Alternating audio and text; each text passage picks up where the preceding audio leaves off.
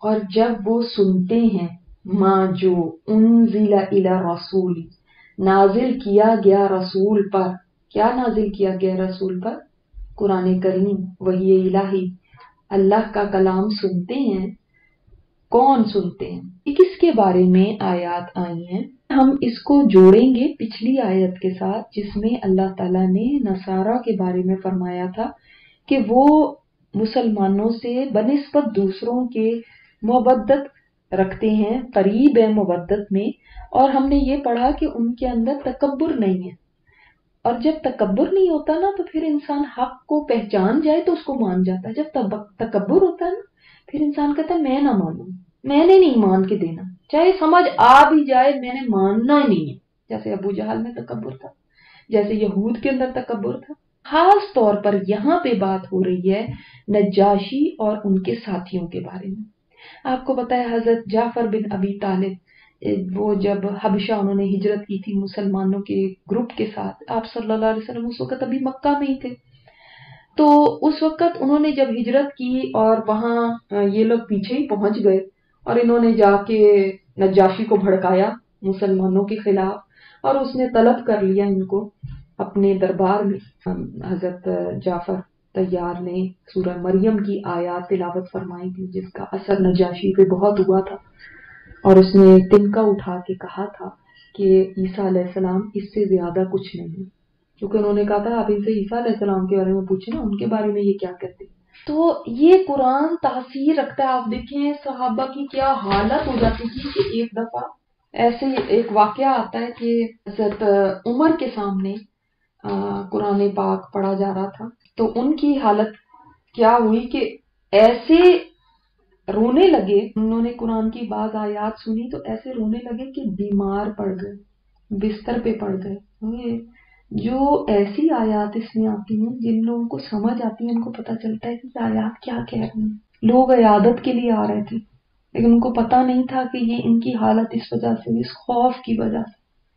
تو کبھی انسان کو خوف آتا ہے، کبھی یہ خوشی کی نوید سناتا ہے، کبھی یہ تسلیاں دیتا ہے، کبھی یہ موٹیویٹ کرتا ہے کہ دوڑو نیکی کی طرف، کبھی یہ گناہوں سے باز رکھنے کے لیے ایسی باتیں کرتا ہے کہ انسان جھنجھوڑ دیا جاتا ہے۔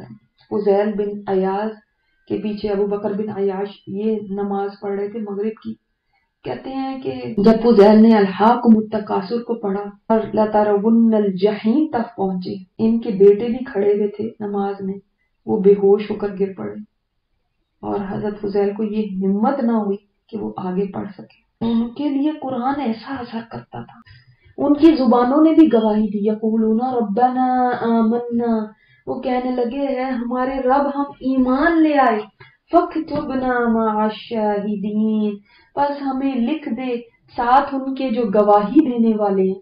وہ کون ہیں جو گواہی دینے والے ہیں؟ یعنی آپ صلی اللہ علیہ وسلم کی نبوت کی گواہی دینے والے، جو آپ صلی اللہ علیہ وسلم وحی کا پیغام لے کر آئے اس کی گواہی دینے والے، اللہ ہمیں بھی ان میں لکھ دے۔ اولین تو صحابہ کرام ہی تھے، اور اس کے بعد جتنے بھی مسلمان ہیں، اللہ یعنی ہمیں مسلمانوں میں لکھ دے، ہمیں شہادت دینے والوں میں سے لکھ دے۔ ہم شہادت ہی دیتے ہیں نا آپ صلی اللہ علیہ وسلم کی نبوت کی، اللہ کے ایک ہونے کی، اس قرآن کے حق ہونے کی، اور جو تعلیم آپ صلی اللہ علیہ وسلم نے ہم تک پہنچائی ہے اس کی گواہی دیتے ہیں کہ وہ اللہ کی طرف سے ہے۔ انہوں نے کہا اے اللہ ہم ایمان لے آئے ہیں، ہمیں تو لکھ دے شہادت دینے والوں میں۔ بعض لوگ پہچان بھی لیتے ہیں لیکن اتنے ڈھیٹ ہوتے ہیں کہ مان کے نہیں دیتے۔ آپ کا کیا خیال ہے ابو جہل پہچانا نہیں تھا؟ ابو طالب پہچانے نہیں تھے؟ پہچان گئے تھے لیکن مان کے نہیں دیا۔ یہودی پہچانے نہیں تھے کیا آپ صلی اللہ علیہ وسلم کو؟ پہچانے تھے، مانتے نہیں تھے، لیکن ان لوگوں کے اندر تعصب نہیں تھا نا۔ تو دیکھیں پہچانا، آنکھوں میں آنسو آئے، وہ فوراً کلمہ حق بول دیا، فوراً دعا کرنے لگے اللہ سے۔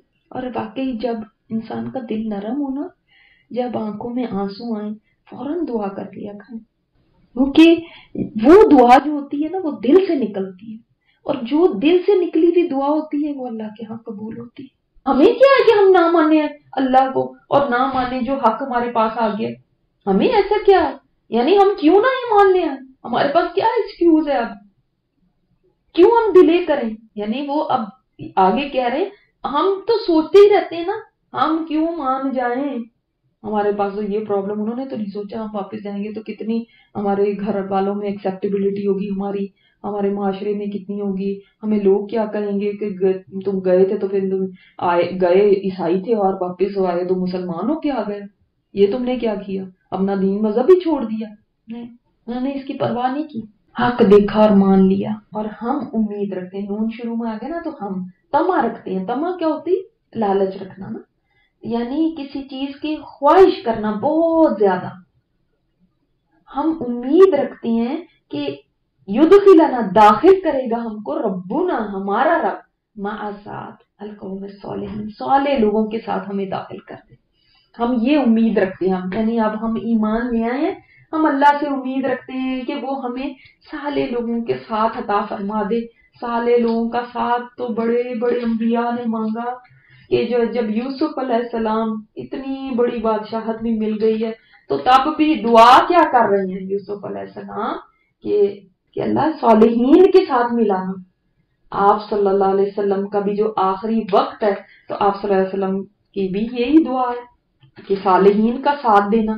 صالحین کا ساتھ اتنا پیارا ساتھ ہے کہ دنیا میں بھی یہ ساتھ مانگنا چاہیے کہ اللہ ہمیں صالحین کی صحبت عطا فرما، اور آخرت میں بھی مانگنا چاہیے کہ اے اللہ صالحین کے ساتھ ہمیں اٹھانا، وہاں پہ بھی صالحین کے ساتھ اٹھانا، کیونکہ صالحین کا انجام اچھا ہوگا، صالحین اچھی جگہوں پہ ہوں گے، اور وہاں پہ بھی جس کو دنیا میں ان سے محبت ہے اس کا دل کرے گا میں وہاں پہ بھی ابدی زندگی میں ان کے ساتھ ہی رہوں۔ حدیث میں کیا آتا ہے؟ انسان اپنے دوست کے دین پر ہوتا ہے، اور انسان وہی کرتا ہے اکثر جو اس کا دوست کر رہا ہوتا ہے، ورنہ دوست ہی نہیں رہتے۔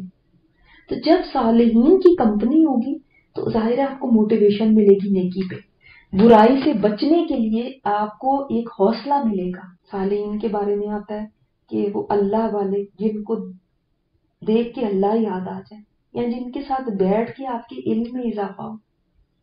یاد رکھیے، بری مجلس سے اکیلے رہنا بہتر ہے، اور اکیلے رہنے سے اچھی مجلس بہتر ہے۔ تو صالحین کا ساتھ وہ ماحول ہے اصل میں جو آپ مانگ رہے ہیں کہ جس سے بھی اللہ تعالیٰ کے اور قریب ہو جاؤں۔ اصل مقصد کیا ہے؟ کہ اللہ کا قرب مل جائے نا، اور اس کے لیے ڈرائیونگ فورس کون سی ہوگی؟ اس کے لیے موٹیویشن کہاں سے ملے گی؟ صالحین کے ساتھ سے۔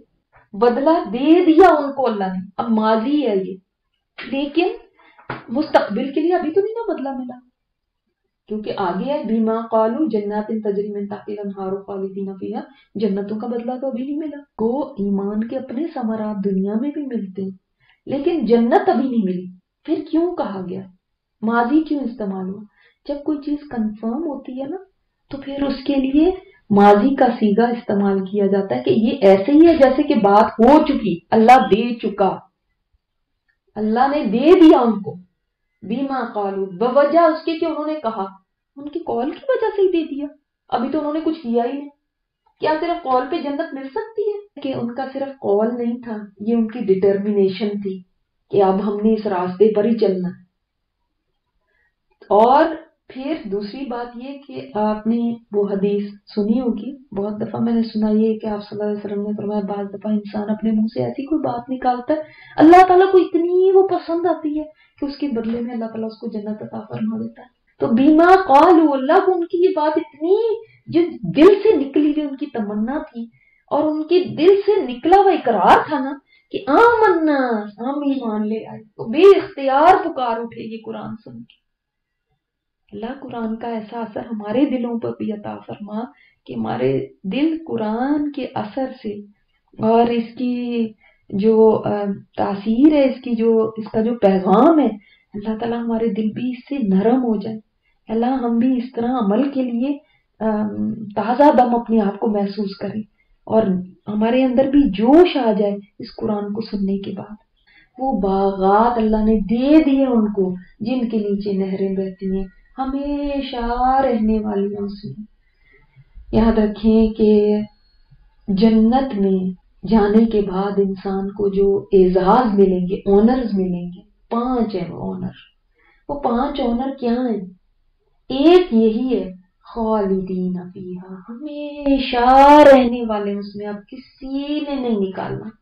ایک اور آنر کیا ہے کہ کبھی اب کوئی بیماری نہیں آنی، ہمیشہ صحت مند رہیں گے۔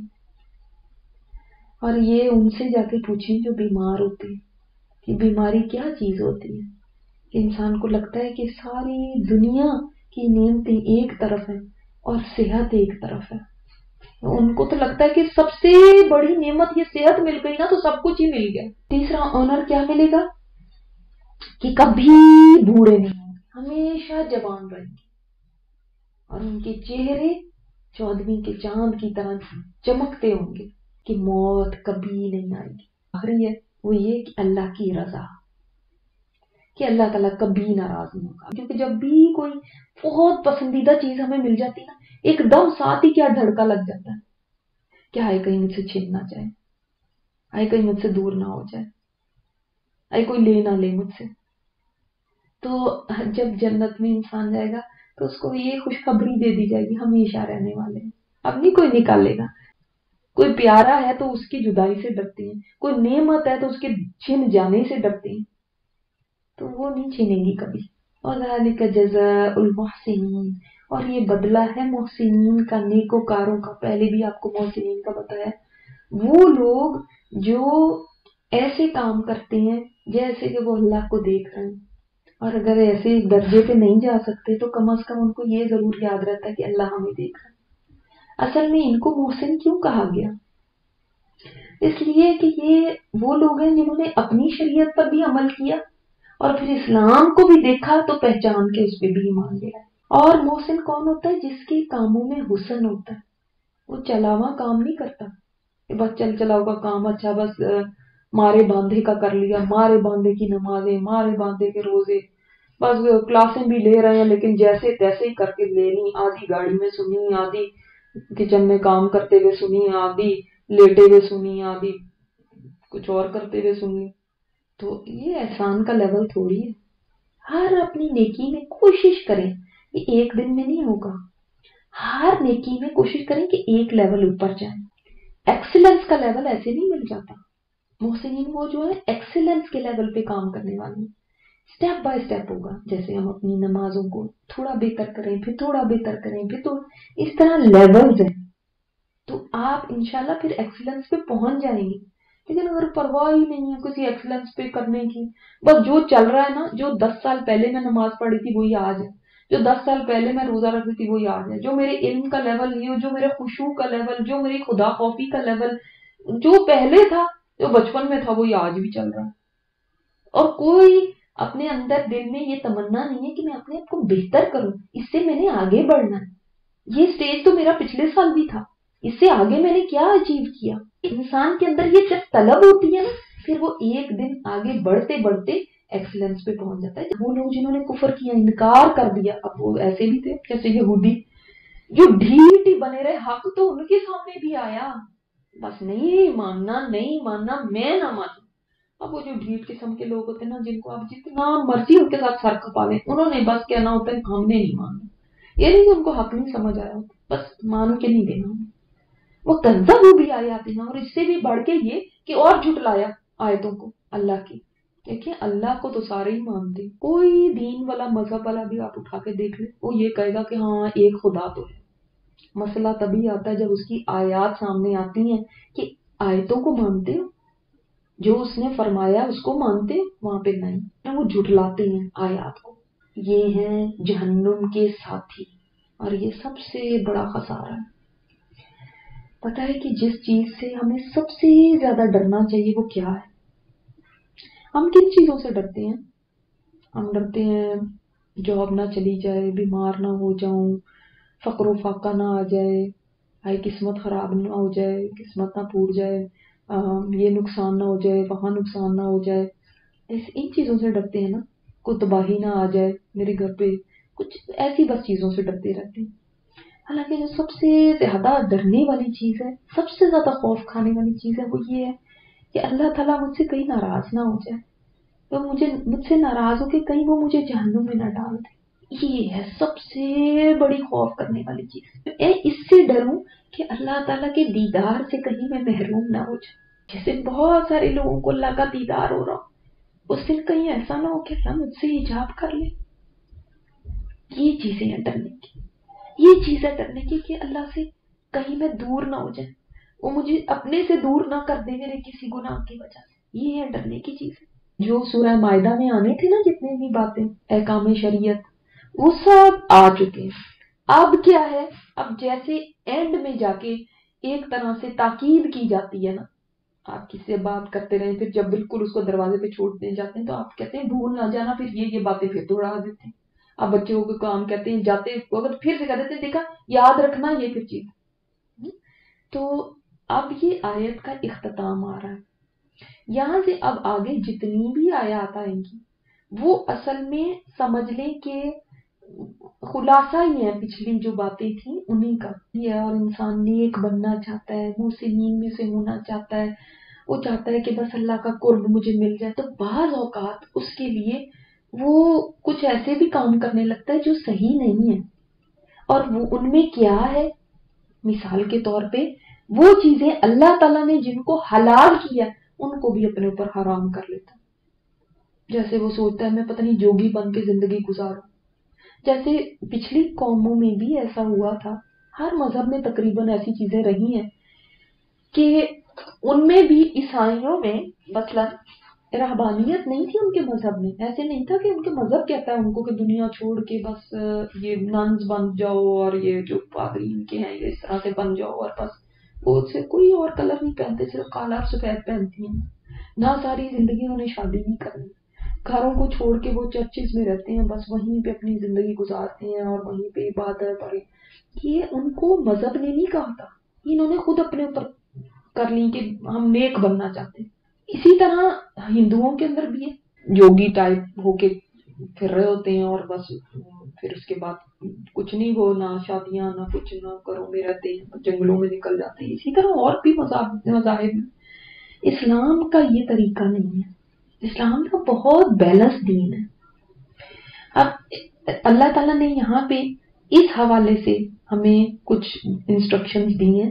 یا ایھا الذین آمنوا، اے لوگو جو ایمان لائے، لا تحرموا طیبات، نہ تم حرام کرو پاکیزہ چیزوں کو، ما احل اللہ لکم، جو اللہ نے تمہارے لیے حلال کر دی ہیں، ولا تعتدوا، اور تم زیادتی نہ کرو. زیادتی کیا ہے اس کے اندر؟ حد سے بڑھ جانا. کیا ہے اس کے اندر؟ کہ حلال کو حرام کر دینا. حلال کو حرام کرنا یا حرام کو حلال کرنا، یہ انسان یعنی سمجھتا ہے نا کہ حرام کو حلال اگر کر دیا تو یہ برا ہے، حلال کو حرام کر دیا تو بھی اتنا ہی برا.